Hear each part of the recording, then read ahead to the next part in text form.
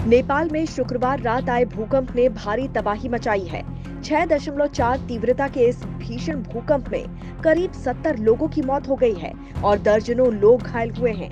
भूकंप इतना तेज था कि दिल्ली एनसीआर के साथ ही एमपी तक भूकंप के झटके महसूस किए गए।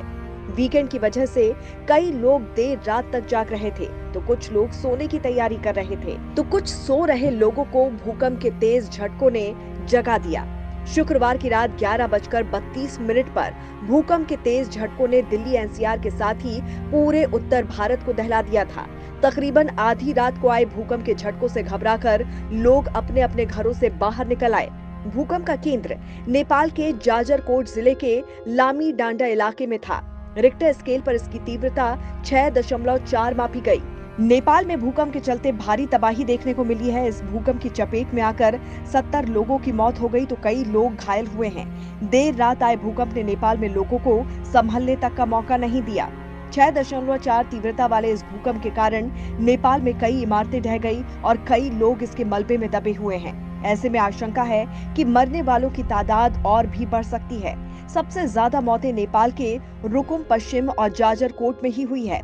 राष्ट्रीय भूकंप विज्ञान केंद्र ने कहा है कि भूकंप का केंद्र जाजरकोट में 10 किलोमीटर की गहराई पर था। जाजरकोट काठमांडू से लगभग 500 किलोमीटर पश्चिम में है।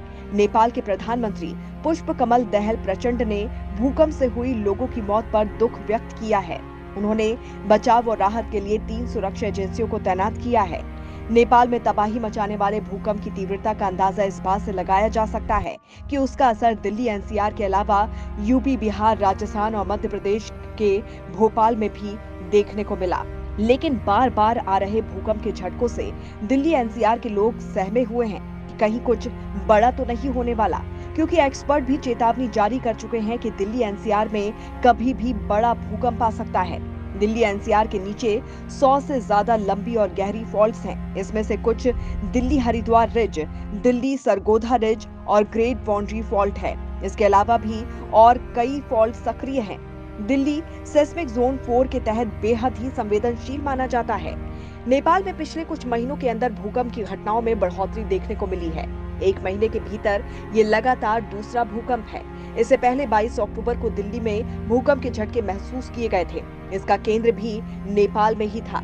उस समय भूकंप की तीव्रता रिक्टर स्केल पर 6.1 मापी गई थी। Wadia institute of Himalayan geology के पूर्व वरिष्ठ भूकंप वैज्ञानिक डॉक्टर अजय पॉल के मुताबिक पिछले महीने नेपाल में 5.7 तीव्रता का भूकंप आया था।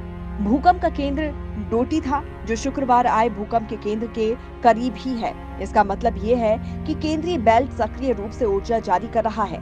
डॉक्टर पॉल ने निकट भविष्य में हिमालय क्षेत्र में बड़ा भूकंप आने का दावा भी किया है। अगर यहाँ से भूकंप आता है तो उसकी तीव्रता 8.5 तक हो सकती है। ऐसे में इस महाभूकंप से होने वाली तबाही का आप अंदाजा लगा सकते हैं। Bureau report, Janbhavna times.